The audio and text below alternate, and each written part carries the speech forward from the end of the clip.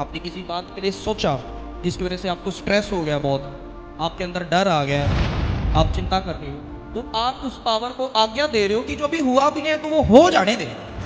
ये होता कैसे, ये काम कैसे करता है? ये काम करता है हमारे मन से, हमारी दिमागी सोच से। इसमें डर भय मत आने दो किसी भी बात की।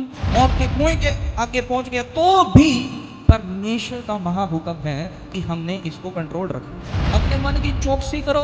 आपके साथ लोग चलाकी करेंगे पर आपका जो पॉजिटिव माइंड है वो उनको फेल करेगा। अब ये सुन लो कैसे होता है।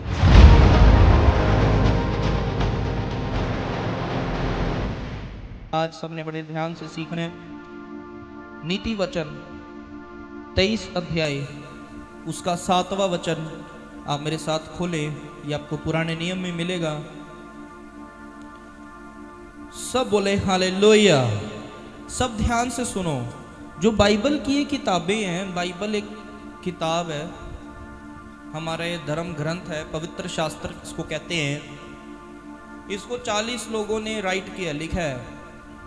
40 परमेश्वर के सेवकों ने, प्रेरितों ने और भविष्यवक्ताओं ने इसको लिखा। और वेटिकन जो हैं, जिन्होंने बाइबल को असेंबल किया, इसके अंदर इन बुक्स को डाला, हर किताब को जिसने लिखा है उसकी जीवन शैली से भी हमको सीखने को बड़ा कुछ मिलता है। जब हम भजन संहिता को पढ़ते हैं, सीखते हैं, भजन है 150, उसके अंदर अलग अलग अध्याय, अलग अलग सैकड़ों वचन उसमें हैं। भजन संहिता लिखी गई थी डेविड के द्वारा, किंग डेविड, राजा दाऊद, और उसने सारे उन भजनों को लिखा। और बाइबल के अंदर सबसे बड़ा वर्शिप लीडर, सबसे बड़ा आराधक किंग डेविड कहा गया है, राजा दाऊद को कहा गया है, क्योंकि वो परमेश्वर का ऐसा प्रेमी था जो अपने जीवन के बचपन के समय से बुजुर्ग अवस्था तक परमेश्वर की वर्शिप करता रहा, स्तुति करता रहा बिना रुके। और उसकी वर्शिप का पैटर्न ऐसा था, क्योंकि वो पहले से तो राजा था नहीं, वो अपने घर का छोटा बच्चा था और नकारा हुआ बच्चा था, क्योंकि उसका बाप उसको वो काम देता था उसके जो बाकी भाई करने को राजी नहीं थे। वो भेड़ बकरियां चराता था वीरान जंगलों में, पहाड़ों में, टीलों में। पर उसकी वर्शिप का पैटर्न ऐसा था और वो काम वो इसलिए करना पसंद करता था क्योंकि उसको अपने परिवार से दूर समय मिल जाता था परमेश्वर की वर्शिप करने में। तो परमेश्वर के लिए उसको महिमा देने के लिए राजा दाऊद ने उस काम को भी एक्सेप्ट कर लिया था कि ठीक है, मैं भेड़ बकरियां चराने को तैयार हूँ, बस मुझे मौका मिलना चाहिए वर्शिप करने का। और वो उसकी लाइफ के अंदर परमेश्वर का काम ऐसा हुआ कि वो वर्शिप करता था। परमेश्वर ने उसके आत्मा में बुलंदी को डाला हुआ था, उसके साथ परमेश्वर हमेशा होता था। उसने जवानी की अवस्था में, टीन एज के अंदर, यानी कि 20 साल उम्र से कम उम्र के अंदर उसने गोलियत को हरा दिया था। गोलियत जो उस टाइम पे जायंट था, राक्षस था, जिसको पूरे देश की सेना मिलकर हरा नहीं पाती थी। राजा दाऊद ने, जो उस वक्त सिर्फ एक जवान लड़का था, बाइबल में लिखा है उस वक्त उसके चेहरे पर लाली थी, इतना छोटा वो बच्चा था, उसने उस उम्र के अंदर गोलियत को हरा दिया था सिर्फ एक पत्थर के द्वारा, जिसको सारी की सारी सेनाएं मिलके नहीं हरा पाती थी, उसको एक अकेले गोलियत ने हरा दिया था। ये क्यों था? माइंडसेट, उसकी जो सोच थी वो परमेश्वर वाली थी। और वो सोच कैसे बनी? क्योंकि वो अपने जीवन का 90% टाइम, 90% समय परमेश्वर के साथ बिताता था। ये नहीं मैं कह रहा कि वो किसी कुटिया में बंद रह के बिताता था, मैं ये भी नहीं कह रहा कि वो किसी एक बंद घर के अंदर अलग रह के बिता रहा था। मैं तो ये कह रहा हूँ कि वो तो ज़्यादातर समय भेड़ बकरियां ही चराता रहता था। तो जहां भी था, जैसी भी स्थिति में होता था, जहां पर भी वो होता था, वो वहां पर परमेश्वर के साथ समय बिताता था वर्शिप के द्वारा, जिसकी वजह से उसकी आत्मा में कहते हैं बुलंदी और बल था, यानी कि वो कॉन्फिडेंट था एंड फुल ऑफ स्ट्रेंथ था। कि उसको गोलियत को टच भी नहीं करना पड़ा। उसने बस एक पत्थर घुमा के फेंका था जिसके द्वारा गोलियत खत्म हो गया था। एक्शन दाऊद का था और उस एक्शन के अंदर पावर परमेश्वर की थी। गोलियत तो एक राक्षस था, जायंट था, नेफिलिम्स में वो था। उसको तो छोड़ दो, अगर एक इंसान को पत्थर मार दो वही कहां मर सकता है। तो वैसे ही जब दाऊद राजा बना, उसके बाद उसका बच्चा हुआ जिसका नाम था सोलोमन, सुलेमान। सुलेमान को परमेश्वर ने पूछा कि तू बता तेरे को क्या चाहिए। उसने हमेशा काल के लिए राज नहीं मांगा, उसने कोई बहुत ज्यादा धन या प्रॉपर्टीज नहीं मांगी, उसने परमेश्वर से मांगा विजडम, बुद्धि। और उसकी जो बुद्धि थी, कहा जाता है वो असीम थी, यानी कि उसकी बुद्धि की तुलना ना उस वक्त किसी से की जा सकती थी और अब के समय में भी उसकी बुद्धि जितनी बुद्धि धरती पर किसी के पास नहीं है। और उसको परमेश्वर ने बुद्धि दी और उसके बाद परमेश्वर ने उसको यूज किया ये नीति वचन लिखने के लिए, जो आज हम पहला वचन पढ़ने वाले हैं, ये सुलेमान का लिखा हुआ।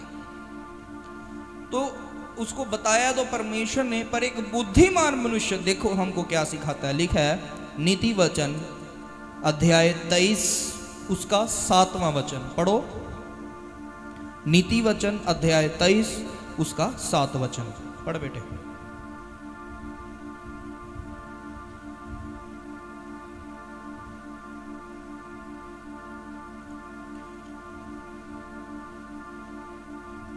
जिसको भी मिल गया है वो बाइबल में वो देख सकते हैं, नहीं तो जिनके पास बाइबल नहीं है, क्योंकि कुछ लोग वैसे ही नहीं लेके आते हैं, कुछ लोग लाते हैं, पर एलईडी पे भी अगर कोई हमारे साथ रीड करना चाहता है वो पढ़ सकते हैं। और बाइबल सब लेकर आओ, बहुत इम्पॉर्टेंट है, बिना बाइबल के हम आगे नहीं बढ़ पाएंगे।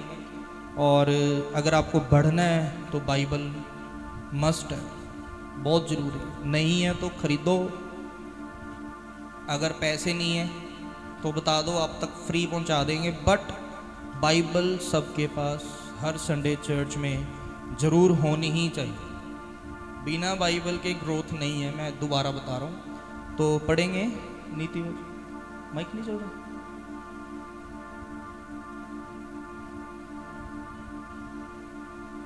पढ़ेंगे नीति वचन 23 अध्याय 7 वचन। देखो ये बुद्धि की बात है और लिखा है, क्योंकि जैसा वह अपने मन में विचार करता है वैसा वह आप है।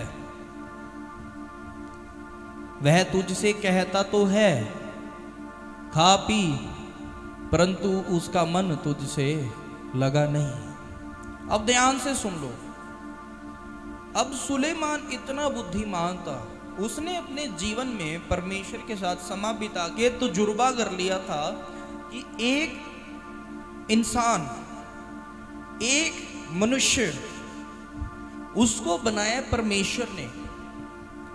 और परमेश्वर ने मनुष्य को जो ये दिमाग दिया है, बुद्धि दी है, जिसके द्वारा हम मन में विचार करते हैं, इसके अंदर एक ऐसी पावर है जिसको कोई रोक नहीं सकता। और ये जो फैक्ट मैं आपको बता रहा हूं, ये ऐसा फैक्ट है जो बाइबल में भी है, जो साइकोलॉजी में भी है। और इस फैक्ट को कोई भी चैलेंज नहीं कर पाता। इसको बाइबल भी अप्रूव कर रही है और इसको साइकोलॉजी यानी कि जो मेंटल साइंस है, विज्ञान, मनोविज्ञान, वो भी इसको चैलेंज नहीं करता, वो भी इसको सपोर्ट करता है। नहीं तो कई लोग क्या करते हैं, बाइबल की कई बातों को गलत पेश करने की कोशिश करते हैं कि नहीं ये ऐसा नहीं हो सकता, दैट्स नॉट पॉसिबल। वो विज्ञान से, साइंस से जुड़ी बातों को बता करके लोगों को भरमाने की कोशिश करते हैं। वो कोशिश करते हैं पर कभी भी बाइबल की किसी भी कोई भी बात को कोई गलत प्रूव नहीं कर पाया। जिसने बाइबल को पढ़ा उसको गलत प्रूव करने के लिए इन दी एंड बाद में वो लोग खुद मसीही बन के खड़े हो गए, क्योंकि उनको कुछ गलत मिला ही नहीं, उनको सब कुछ सच मिल गया।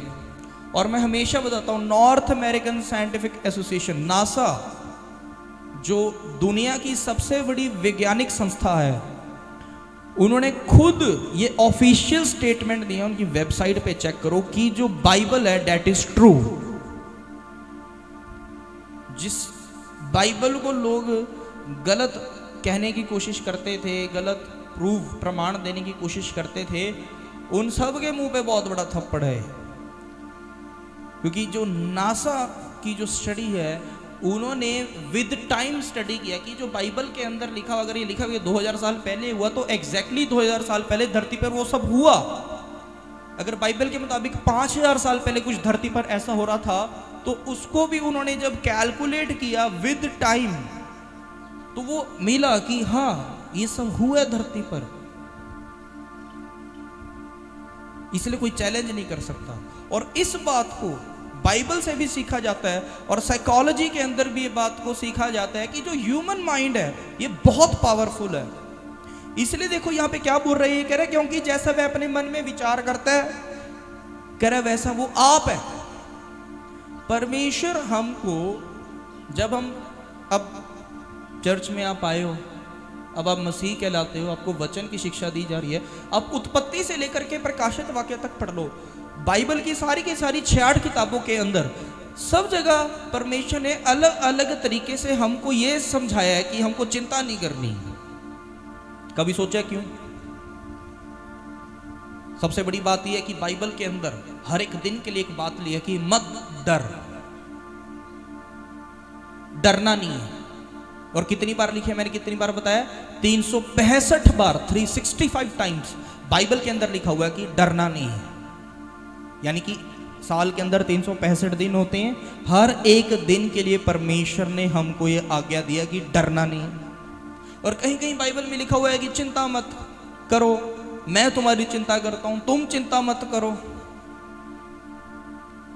कहीं लिखा है मत डरो क्योंकि मैं तुम्हारे साथ हूं। सैकड़ों बार, हजारों बार बाइबल में परमेश्वर हमको ये हुक्म दे रहा है कि तुमने अपने मन के अंदर कोई भी डर नहीं आने देना, कोई भी भय नहीं आने देना, कोई भी बुरा विचार नहीं आने देना, कोई भी गलत विचार अपने लिए, अपने परिवार के लिए, अपने काम काजों के लिए, अपने जीवन के किसी भी कोने के लिए नहीं आने देना। वाई? क्यों? कभी सोचा? ये तो है ही है कि हाँ परमेश्वर हमारे साथ है, इसलिए हमको नहीं डरना। ये तो है ही है कि परमेश्वर को हमारी चिंता, हमारी जो हम खुद की चिंता करते हैं उससे ज्यादा वो हमारी चिंता करता है, ये भी है ही है। पर इसके पीछे जो सीक्रेट है वो ये है कि जब परमेश्वर ने मनुष्य के अंदर, जब परमेश्वर ने आदम को अदन की वाटिका में मिट्टी का पुतला बनाया था, उसने उसके अंदर जो श्वास फूका था, क्या वो सिर्फ सांसें थी? हवा तो वातावरण में थी, परमेश्वर ऐसे भी डाल सकता था, उसको आके क्यों फूंकना पड़ा? लिखा उसने उसकी नथनों में फूंका था।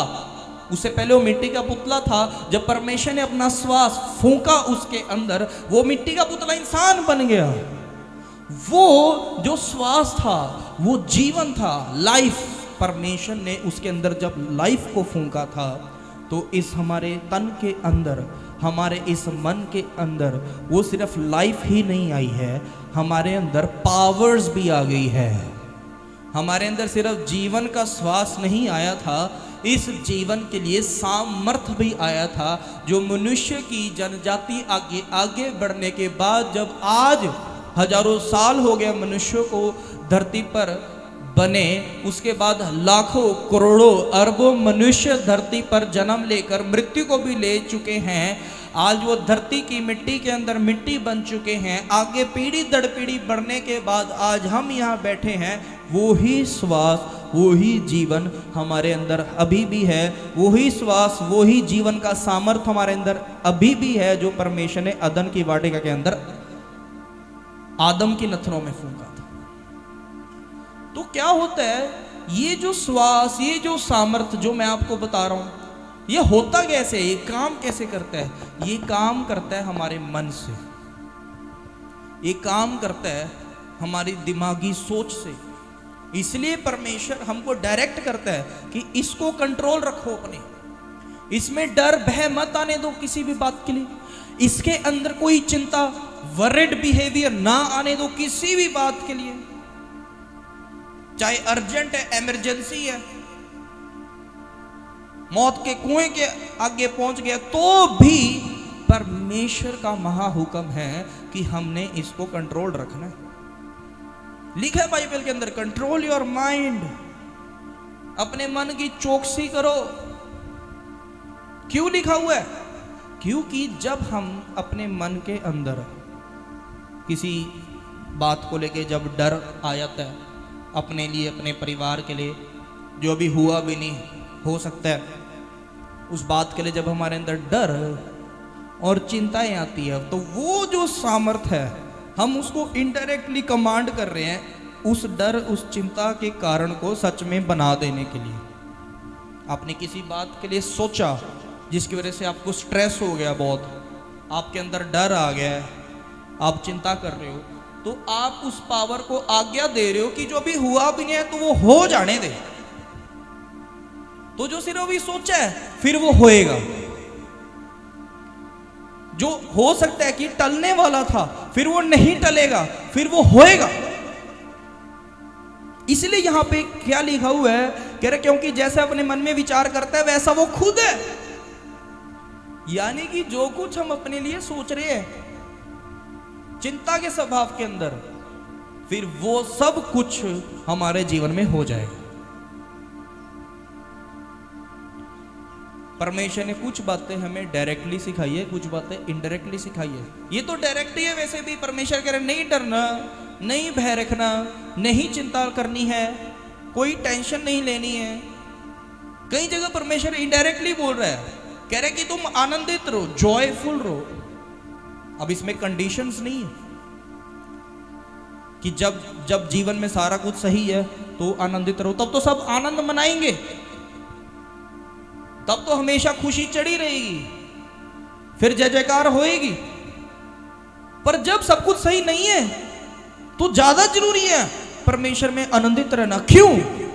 क्योंकि जब अभी लगा ही है कि जीवन में हालात बिगड़ रहे हैं, अभी उतने बिगड़े नहीं है, पर हम सोच सोच के, चिंता कर करके, डर डर के वो सब फिर पक्का करवाई देते हैं जो हो सकता है नहीं भी होता। क्यों? क्योंकि हमने वो जो पावर है हमारे माइंड के अंदर उसको यही कमांड दी है, सीधा सीधा लगा लो या घूम फिर के लगा लो। किस किस को समझ आ रहा है? तो मैं ये चाहता हूं इस वचन से आप सीख लो कि जो हम अपने मन में अपने लिए विचार करते हैं वो हम हो जाते हैं, वो हम बन जाते हैं, वैसा हमारा जीवन बन जाता है, वैसा फ्यूचर हमारा बन जाएगा। आप यहां हो, अभी आप वहां नहीं हो जिसके विषय में आप सोच रहे हो। आज तक तो जो है हो सकता है आज आपके जीवन में बीमारी है, आपकी कामकाज की तंगियां चल रही हैं, आपके ऊपर केसेस लग रहे हैं, पेशी भुगत रहे हैं, परिवार टूट गया है, परिवार टूटने को है, घर मकान बिक गया है, कर्जा है, बड़ी सारी समस्याएं हैं। ये जो सारी समस्याएं हैं 90% इसलिए है क्योंकि आज से कुछ समय पहले, कुछ हफ्ता पहले, कुछ महीना पहले, कुछ साल पहले आप इन बातों के बारे में नेगेटिव सोचते थे, इन बातों को लेकर के आप डर में रहते थे, चिंता में रहते थे, और आपने इतना डर अपने अंदर बनाया, इतना नेगेटिव थॉट आपने अपने लिए बनाया कि आज ये सारा कुछ हो गया है। मैंने सुना कई लोग बोलते कि मेरे को लगता था ये होएगा, देखो हो गया। वो इसलिए हुआ क्योंकि आपने सोचा। अगर आप ये सोचते कि मेरे को पॉजिटिव सोचना चाहिए, अपने माइंड को पॉजिटिव लेना चाहिए। अब सुन लो, जिनको बीपी की प्रॉब्लम्स हैं, कोई डॉक्टर ले आओ धरती पे, कार्डियोलॉजिस्ट ले आओ, न्यूरोलॉजिस्ट ले आओ, यानी कि दिल का डॉक्टर, दिमाग का डॉक्टर, कोई उसको ठीक कर दे। वो लगाएंगे गोली 100 mg की 200 mg की, जो बीपी को कंट्रोल रखेगी, जो ऐसे हॉर्मोन्स को बॉडी में रिलीज करवाएगी कि हार्ट बीट कंट्रोल्ड रहे, पल्स रेट कंट्रोल्ड रहे, ब्लड प्रेशर बीपी कंट्रोल्ड रहे। उसको ठीक नहीं किया जा सकता। और फिर डॉक्टर क्या बोलेंगे, आपने ये चिंता नहीं करनी। बोलते हैं कि नहीं बोलते? बोलेंगे आपका स्ट्रेस ज्यादा लेते हो, आपने स्ट्रेस नहीं लेना। क्यों? क्योंकि they can not heal that problem. वो आपने खुद बनाई, अपने मन से बनाई है। तो कंट्रोल करने के लिए दवाई दे देंगे, और वो एक ड्रग है।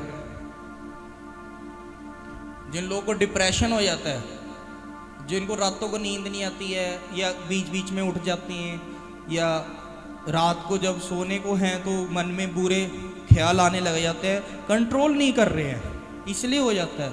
तो उनको डॉक्टर क्या देते हैं? वो देते हैं नींद की गोली, ताकि जब ये रात को सोए तो सुबह ये इतना खोएगी, इसका बीपी अप डाउन ना होए, इसको कोई हार्ट अटैक ना आए। वो ठीक नहीं कर सकते। और वो यही बोलेंगे आप ज़्यादा ना सोचा करो, बाकी दवाई दे दिया नींद आ जाएगी। वो सही काम कर रहे हैं अपना, उनका वो काम है, दे हैव टू डू, उनको ऐसा करना पड़ेगा, क्योंकि ये उनके कंट्रोल से बाहर है। ये उनके ट्रीटमेंट इलाज से बाहर की बात है, outside, out of the bound. और ये सच है।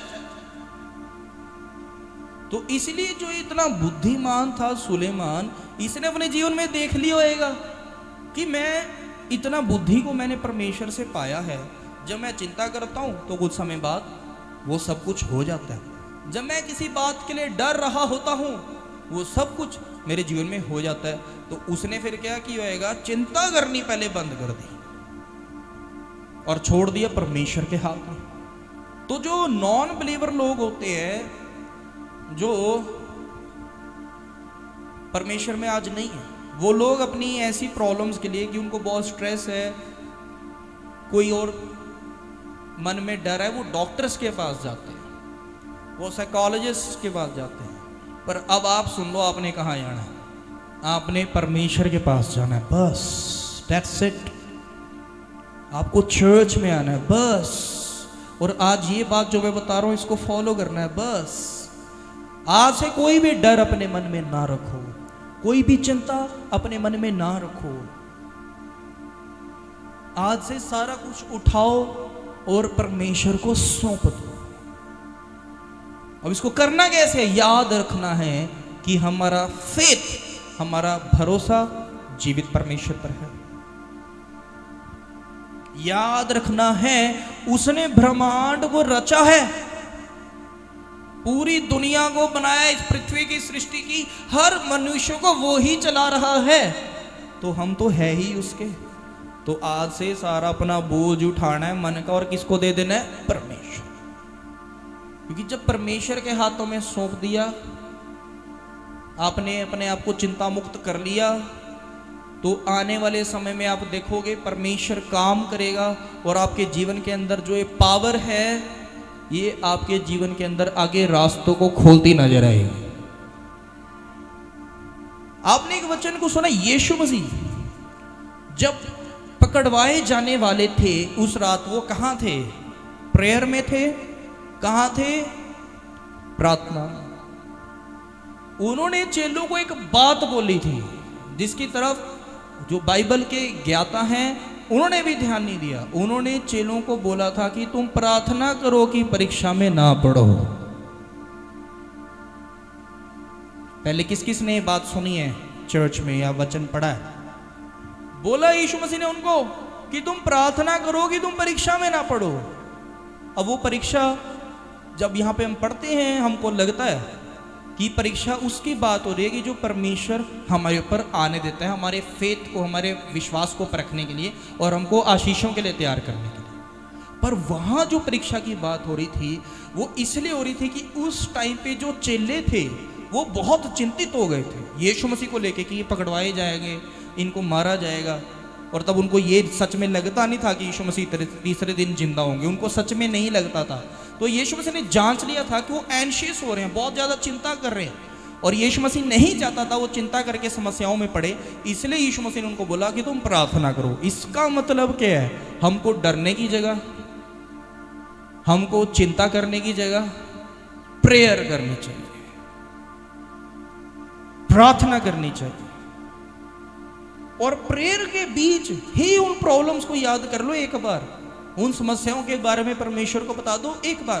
प्रेयर के पहले, प्रार्थना प्रेयर करने के बाद कभी भी उन बातों को लेकर कुछ ना सोचो। अगर वो समस्या कल होने वाली है, कल ही आप चमत्कार देख लोगे कि परमेश्वर उसको मिटा चुका होएगा। तो किस किस को समझ में आ रहा है? जान लो, लिख लो कि हमने भरोसा रखना है परमेश्वर पे और अपने मन के अंदर किसी भी प्रॉब्लम को लेकर के डर नहीं आने देना, आपसे चिंता नहीं आने देनी है। सारा कुछ परमेश्वर को सौंप देना है प्रार्थना के द्वारा। किस किस को इतनी मेरी बात समझ आ गई? फिर आगे बढ़ते हैं जी। अब देखो दूसरा तीमुथियुस और उसके पहले अध्याय के 7 वचन को खोलो। नए नियम में आपको ये वचन मिलेगा। दूसरा तीमुथियुस पहला ही अध्याय उसका 7वां वचन। जिसको मिल गया वो ये बात सब पढ़ेंगे, ये वचन को इग्नोर कोई नहीं करेगा। जो बाइबल नहीं लाए हैं वो एलईडी पे रीड करेंगे सब एक साथ। हाँ जी, पढ़ो। क्योंकि परमेश्वर ने हमें भय की नहीं पर सामर्थ और प्रेम और संयम की आत्मा दी अब है। सुन लो, ये जो बात यहाँ लिखी है स्पिरिचुअल है, पर इस फिजिकल बॉडी में पूरी होती है। ये आत्मिक बात है, पर हमारे इस स्वाभाविक देह के अंदर ये पूरी होती है। लिखा हुआ है, कह रहे परमेश्वर ने हमको डर का नहीं आत्मा दिया, सामर्थ का आत्मा दी है, प्रेम का आत्मा दिया है, संयम का आत्मा दिया। वो कौन सा आत्मा? वो ही आत्मा जो परमेश्वर ने उस इंसान आदम के अंदर फूंका था। कि वो भय का आत्मा बिल्कुल नहीं है, वो सामर्थ का आत्मा है, प्रेम का आत्मा है, संयम का आत्मा है। भय हमारे अंदर कहां से आ गया? चिंताएं हमारे अंदर कहां से आ गई? हमको तो जो आत्मा मिला था वो फुल ऑफ पावर है, फुल ऑफ लव है and full of self control है। क्या है? अब वो तो मैंने बता ही दिया कि इसके अंदर सामर्थ है, पावर यहां पे भी लिखा है। लव क्यों? प्रेम क्यों? किसके लिए? परमेश्वर के लिए। ताकि हम जाने कि परमेश्वर हमसे प्रेम करता है। हमको डरने की क्या जरूरत है? हमको चिंतित होने की क्या जरूरत है जब हमको प्रेम करता है परमेश्वर। एंड लास्ट में संयम। संयम का मतलब होता है सेल्फ कंट्रोल, अपने आप को नियंत्रण करना। आप अपने शरीर में होने वाली समस्या को नियंत्रित नहीं कर पाओगे। सुन लो क्या कह रहा हूं। आपके जीवन में चल रही समस्या, होने वाले दिनों में आने वाली समस्या को नियंत्रण में नहीं ले पाओगे। पर जो हमको आत्मा मिला है वो सेल्फ कंट्रोल, हमें अपने आप को नियंत्रण में लेने का आत्मा मिला हुआ है कि हम अपने आप के ऊपर नियंत्रण ले और अपने अंदर से डर को निकालो, चिंताओं को निकालो। याद रखो, हमको जो आत्मा मिला है वो सामर्थी है, वो प्रेम का है और संयम का है। तो अपने मन में आने वाले विचार को कंट्रोल करने के लिए हमको परमेश्वर कह रहा है। बाइबल कहती है do not over think otherwise it will kill you. Bible कहती है बात को कि ज्यादा मत सोचो, नहीं तो तुम मर जाओगे। उतना ही सोचो जितनी जरूरत है, आज तक का सोचो। किस किस को समझ में आ गया? अब मैं ये तो आपको बता गया हूं कि नेगेटिविटी कैसे खत्म करनी है। अब ये बताऊंगा मैं आपको पॉजिटिविटी कैसे लेके आनी है, क्योंकि पॉजिटिविटी भी जरूरी है। मतलब कि मैं आपको ये बताऊंगा कि आप अपने मन के द्वारा ब्लेसिंग को कैसे ले सकते हैं, अट्रैक्ट कैसे करते हैं। आइए अब ये वचन पढ़ेंगे, देखो मेरे साथ आओ। रोमियो 12 अध्याय में इसका दूसरा, ये एक ही वचन है, ये पढ़ो। रोमियो 12 अध्याय उसका दूसरा वचन। इस संसार के सदृश ना बनो, हाँ, परंतु तुम्हारे मन के नए हो जाने से तुम्हारा चाल चलन भी बदलता जाए, जिससे तुम परमेश्वर की भली और भावती और सिद्ध इच्छा अनुभव से मालूम करते अब हो। देखो, कह रहे कि संसार के सदृश्य ना बनो, यानी कि जो हम परमेश्वर के लोग हैं, हमारा जो सोच विचार है, सोचने का जो ये काम है, ये उन लोगों की तरह नहीं होना चाहिए जो परमेश्वर को नहीं जानते। हमारी सोच होनी चाहिए आत्मिक। कैसी होनी चाहिए?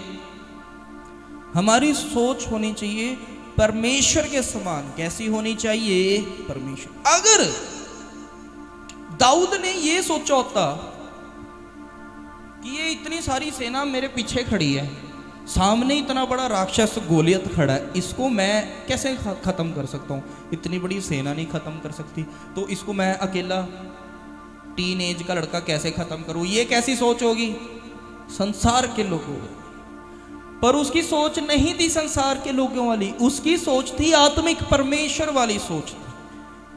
तो उसने ज्यादा नहीं सोचा, उसने पत्थर उठाया और घुमा के मार दिया, गेम खत्म, वो जीत गया। समझ में आ रहा है? अब वो वाली स्थिति के अनुसार आज की स्थिति को देखो।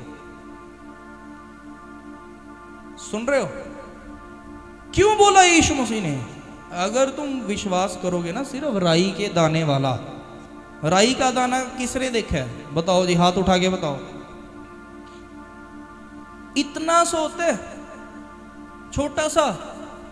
बाइबल में यीशु ने बोला अगर वो राई के दाने जितना भी तुम्हारा विश्वास है ना, मस्टर्ड सीड फेथ कहते हैं इसको, कहते तुम फिर उस विश्वास से, उस छोटे से विश्वास से अगर एक पहाड़ को भी कहोगे उखड़ जा और समुद्र में जा पड़, तो उसको जाना होगा। वो हमारे अंदर कैसे आ गया? हमारे अंदर ऐसी ताकत कहां से आ गई? वो आई क्यों नहीं, आएगी क्यों नहीं? क्योंकि हमें जीवन का वो श्वास यीशु मसीह ने, परमेश्वर ने हजारों साल पहले दिया हुआ है। जब वो विश्वास के साथ हम प्रार्थना करते हैं तो ये समस्याएं क्या है? पहाड़ों को उखड़ना पड़ता है। तो दाऊद ये बात को जानता था कि मेरे को संसारिक सोच नहीं बनानी है, मेरे को आत्मिक बनानी है। मेरे को जो ये मनुष्य देख रहे हैं, सोच रहे हैं, मेरे को वो नहीं देखना, मुझे देखना है परमेश्वर के अनुसार। और परमेश्वर इस गोलियत को मेरे लिए हराएगा। पत्थर उठाने वाला दाऊद था, गोलियत को गिराने वाला उसके अंदर परमेश्वर था। अब समझ में आ रहा है कि संसार के सदृश ना बनो, यानी कि हमारी जो सोच है अब आत्मिक हो। हमारा जो विचार है, विचारधाराएं जो हमारी हैं, वो परमेश्वर के समान। आगे देखो, कह रहे पुराने, परंतु तुम्हारे मन के नए हो जाने से तुम्हारा चाल चलन भी बदलता जाए। कह रहे कि जब तुम अपने इस मन को, यानी कि सोचने वाली इन आदतों को चेंज करो, और जब तुम सोचोगे पॉजिटिव, जब तुम सोचोगे अच्छा, जब तुम सोचोगे अपने भला, जब तुम सोचोगे अपने लिए ब्लेसिंग्स के बारे में, तो फिर तुम अपने जीवन में आने वाले समय में कुछ सब कुछ अच्छा होता देखोगे, भला होते देखोगे। यही लिखा है। अभी कह रहा है तुम अपने मन के नए हो जाने से तुम्हारा चाल चलन भी बदल लो। यानी कि हमने सोच विचार करने का तरीका बदलो, फिर सारा कुछ बदल जाएगा। और देखो कह रहा है जिससे तुम परमेश्वर की भली भावती और सिद्ध इच्छा अनुभव से मालूम करते हो। कह रहा है जब तुम अपने आप में संसार के लोगों की तरह सोचना बंद कर दोगे और अपनी सोच को नया बनाओगे, तो परमेश्वर की भली भावती और सिद्ध इच्छाओं को अपने जीवन में पूरी होता देखोगे। यानी कि ब्लेसिंग्स को हमने खुद रोक लिया, अपने नेगेटिव माइंड से रोक लिया, अपने डर और चिंता के स्वभाव से हमने अपनी ब्लेसिंग्स को रोका। पर आज जब अपनी सोच को आप आत्मिक बनाओगे, दाऊद के समान बनाओगे, तो क्या होगा? आप अपने जीवन के अंदर आने वाले समय में इस वचन को पूरा होते देखोगे। परमेश्वर की सिद्ध इच्छाएं परमेश्वर के द्वारा अपनी भलाई को अपने जीवन में पूरा होते आप देखोगे ही देखोगे, ये तय है। अब सुनो, आपके साथ लोग चालाकी करेंगे पर आपका जो पॉजिटिव माइंड है वो उनको फेल करेगा। अब ये सुन लो कैसे होता है। आपको पता है याकूब को लाबान की बेटी पसंद आ गई थी,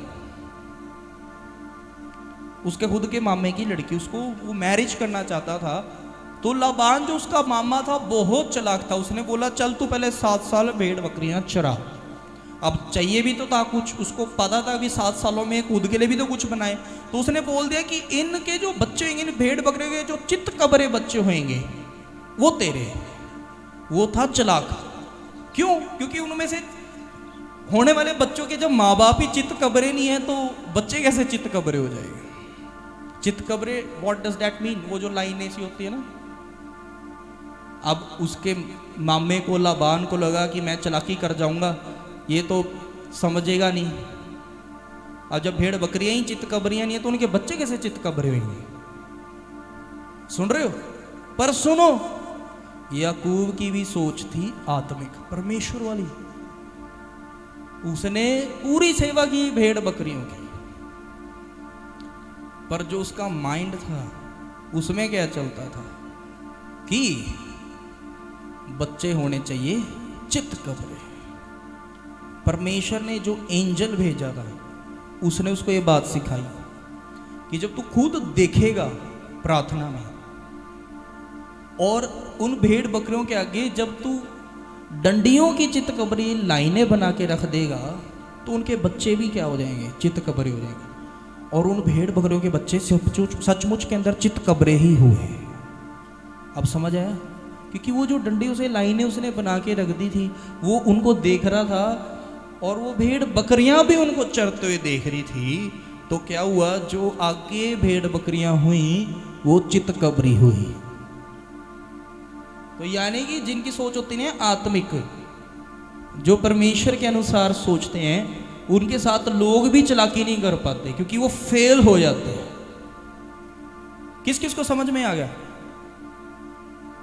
तो हमको इंसानों की तरह कभी नहीं सोचना, कभी भी नहीं।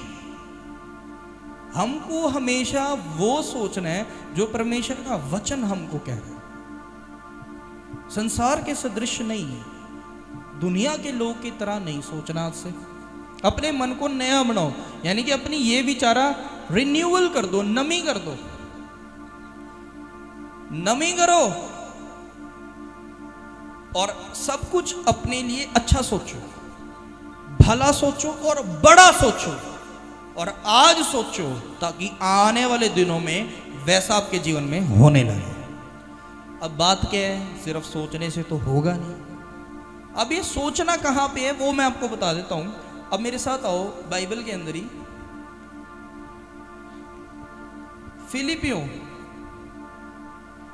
4 अध्याय उसका 8 वचन पढ़ो। फिलिपियों 4 उसका 8 पढ़ेंगे, सभी ध्यान से सुने। इसलिए हे भाइयों, जो बातें सत्य हैं और जो बातें आदरणीय हैं और जो बातें उचित हैं और जो बातें पवित्र हैं और जो बातें सुहावनी हैं और जो बातें मनभावनी हैं, अर्थात जो भी सद्गुण और प्रशंसा की बातें हैं उन पर ध्यान लगाया करो। अब ये चर्च को जब पौलुस चर्च में प्रचार कर रहा था, कलीसिया, उसने ये बात बोली, कह रहे कि जो बात सत्य है, सुन लो ध्यान से, और जो बातें आदरणीय है, जो उचित है यानी कि राइट है, सही, और जो बातें पवित्र हैं, सुनते जाओ, जो बातें सुहावनी है यानी कि बड़ी अच्छी लगे, जो बातें मन भावनी है कि जो सारी मनोकामनाएं पूरी होने वाली हो, और जो सद्गुण यानी कि एक्सीलेंट है। एक्सीलेंट वो वर्ड है जो गुड, बेटर, बेस्ट के बाद आता है, उससे भी सबसे अच्छा होता है। और जो प्रशंसा की बात है उन पर ध्यान लगाया करो। क्या बोल रहा है? ध्यान, ध्यान। हम जो मसीह लोग हैं, हम मेडिटेशंस नहीं करते, हम मेडिटेशन में बिलीव भी नहीं करते। किसी जो दुनिया के लोग सिखाते हैं ना मेडिटेशंस कई तरह की आज के टाइम पे, पर जो हिंदी से ट्रांसलेट हुआ इंग्लिश का पैसेज, या इंग्लिश से जब हिंदी में ये बाइबल ट्रांसलेट हुई, तो ये जो ध्यान वर्ड है ये मेडिटेशन की तरह लिख दिया गया, सिर्फ मेडिटेशन लिख दिया गया। वो जो मेडिटेशन होती है वो कुछ कल्ट्स में सिखाई जाती है, ऐसे बैठ जाते हैं, एक सारे रूम में अंधेरा है, एक रोशनी दिख रही है, उसको देखी जा रहे हैं, उसकी ओर ध्यान दे रहे हैं, या कोई एक बात बोल देंगे कि यहाँ ध्यान दो, फिर वो वैसा करते हैं। हम वो वाली मेडिटेशन में बिलीव बिल्कुल नहीं करते। यहाँ जो ये पौलुस बात कर रहा है, ये जो वचन में लिखा गया है, ये सब बातें प्रार्थना में देखने के लिए लिखा गया है, प्रेयर में। और जब वो प्रेयर में देखा जाता है तो वो सारी बातें स्वर्ग से सचमुच में बन करके जीवन में उतरने लग जाती है। किस किस को समझ में आ रहा है? ये एक तेजी से अगर आपको प्रार्थना का उत्तर चाहिए तो ये सीख लो आज, जो मैं आज आपको बता रहा हूं। इंस्टेंट आंसर्स चाहिए प्रेयर के, तो ये सीखो। जब आप प्रेयर करते हैं, लास्ट संडे मैंने प्रेयर के बारे में अच्छे से बताया था। जिन लोगों को समझ आ गया अच्छी बात है, नहीं आया पहले पिछले संडे का मैसेज सुनना, फिर दोबारा आज वाला वचन सुनना यूट्यूब पे जाके। तो जब आप प्रेयर करेंगे और अपने विषय परमेश्वर के आगे रखोगे, आप जैसा उत्तर चाहते हो, आज से आपने प्रार्थना में जब ध्यान आप करो, प्रार्थना के विषय वो बोलते हुए और जिस प्रकार से आप वो पूरा होता देखना चाहते हो, आपने उसको विजुअलाइज करना है, आपने उसके बारे में सोचना है। तो इसलिए यहां पे वचन आया कि जो उचित है, जो सद्गुण है, जो प्रशंसा की बातें हैं, उस पर ध्यान करो। यानी कि जब तुम चर्च में हो और प्रार्थना कर रहे हो चर्च में, तो उसी को देखो। जब तुम घोषणा को रिसीव कर रहे हो, उसी को देखो। जब तुम घर में प्रेयर में बैठे हो और प्रार्थना में हो, जो विषय आपने रखा अपनी हीलिंग के लिए, अपने किसी काम के लिए, तो उसको सचमुच में पूरा होता हुआ अपने विजुअलाइज करना है। ये मेडिटेशन हम ये वाली करते हैं। और जब हम उसको देखने लगते हैं, वो जो पिक्चर हम अपने माइंड में बनाते हैं, वो स्वर्ग से रिलीज होने लग जाती है। इसलिए जब बाइबल के अंदर हम पढ़ते हैं, वहां पर लिखा हुआ है कि अपना ध्यान स्वर्गीय वस्तुओं की ओर लगाओ, क्योंकि जो ये प्रेयर है, इसका काम स्वर्ग से होता हुआ। ये जो हमारी प्रार्थनाएं हैं, जो हम परमेश्वर से मांगते हैं, परमेश्वर से बोलते हैं, उससे कहते हैं, ये सारा कुछ स्वर्ग से पूरा होकर रिलीज होता है। तो जब हम लोग आज से पहले तक हम अपने अंदर जब डर की बात लेके आते थे, चिंता होती थी, तो हम वो देखने लगते थे कि जैसे सारा कुछ वो हो रहा है। होता है कि नहीं ऐसा? हमें दिखने लग जाता है, हम खुद देखते हैं या खुद ही दिखने लग जाते हैं। वो हमारे बुरे विचार होते हैं, नेगेटिव थिंकिंग कहते हैं, और वो हो जाता है। पर जब आप प्रेयर में होंगे आप और ऐसी पॉजिटिव चीजें देखोगे, प्रेयर के विषयों को रखते हुए उन सब बातों को पूरा होता हुआ विजुअलाइज करोगे अपने इस मन के अंदर, तो वो स्वर्ग से बन के उतरेगा। ये बातें सारी मैं आपको इसलिए बता रहा हूं क्योंकि मैं आपका परमेश्वर के साथ रिश्ता मजबूत कर देना चाहता हूं, पवित्र आत्मा जी के साथ आपका रिश्ता मजबूत करना चाहता हूं। ये बातें सिखाई जाती हैं पास्टर्स को। सुन लो, जब पास्टर मीटिंग्स होती है ना, जब पास्टर्स कहीं टीचिंग के लिए जाते हैं किसी बाइबल कॉलेज में या कहीं भी, तो उनको ये बातें सिखाई जाती हैं जो मैं आपको सिखाता हूं। क्योंकि ये सारी बातें थोड़ा मुश्किल है समझने में, पर अगर समझ आ जाए तो करने में आसान है, और बड़ी ही तेजी से वो जन फिर ब्लेस्ड हो जाता है, आशीषित होता है, जिसको ये बातें पता लग जाए। पिछले संडे मैंने आपको बताया था कि आपको अनॉइंटिंग की डिक्लेरेशन करनी है, कमांड करना है, वो भी करो। पर आज जो मैंने आपको विजुअलाइजेशन के बारे में बताया, दर्शन देखते हुए प्रार्थना करने के बारे में बताया, आज से ये भी शुरू करो ताकि जल्दी ही आपके जीवन के अंदर काम होने लग जाए। किस किस को समझ में आ गया सारा कुछ? तो आज से शुरू करना है आपने ये प्रेयर करते हुए, विषय रखते हुए भी आप इस प्रकार दर्शन देख सकते हो बैठ के। और अगर आपका मन करे, आप प्रेयर के विषय रखने के बाद कुछ टाइम उसी पोजीशन में बैठ के, सिर्फ बैठ के बिना कुछ बोले मन के अंदर वो सारे विचारों को आपने लेकर आना है जो आप चाहते हैं आपके जीवन में हो। और फिर आप कुछ ही दिनों में आंसर देखोगे, अपनी प्रार्थना के उत्तर देखोगे और आप बताओगे कि हमने ये अभिषेक से घोषणा करना शुरू किया और ये ऐसे दर्शनों को खुद देखते हुए प्रार्थना करना शुरू किया और हमारे जीवन में ये सब हो गया। ऐसी गवाही आप सुनोगे। किस किस को समझ आ गया? तो ये दर्शन देखने से क्या होता है, जो परमेश्वर का वो सामर्थ्य है वो उस दिशा में काम करने लग जाता है और वो सारा कुछ हमारे जीवन के अंदर फिर पूरा भी होने लग जाता है। हालेलुया, मिलकर बोलो हालेलुया। प्रभु यीशु महाराजा की। तो आज से ये सारी बातों को जो मैंने आज आपको बताया, इसको मन में बना के रखना है। और ये शुरुआत से अंत तक मैंने इसलिए आपको पहले ये सिखाया कि आपको डर और भय को अपने मन में नहीं रखना, क्योंकि अगर डर और भय के साथ भी हम प्रेयर में ऐसे विजन्स देखेंगे तो वो पूरे नहीं होंगे। तो पहले निकलना जरूरी था आपके मन में से डर और चिंताएं। फिर जरूरी है आज से अपने मन को नए रीति से बनाना कि हम इंसानों की तरह सोचना बंद करें। कुछ भी नामुमकिन नहीं है, ऐसा सोच के अपना जीवन जीना शुरू करें कि परमेश्वर हमारे साथ है तो कुछ भी नामुमकिन है ही नहीं, सब कुछ पॉसिबल है। तीसरा, ये विजुअलाइजेशन, इस तरह प्रार्थना में दर्शनों को देखना और फिर सारा कुछ फिर हमारे जीवन के अंदर पूरा भी होएगा। आज से इस फेथ के साथ आपने यहां से जाना। किस किस को समझ में आ गया जी? सारे हाथ उठाएंगे और धन्यवाद करेंगे परमेश्वर का।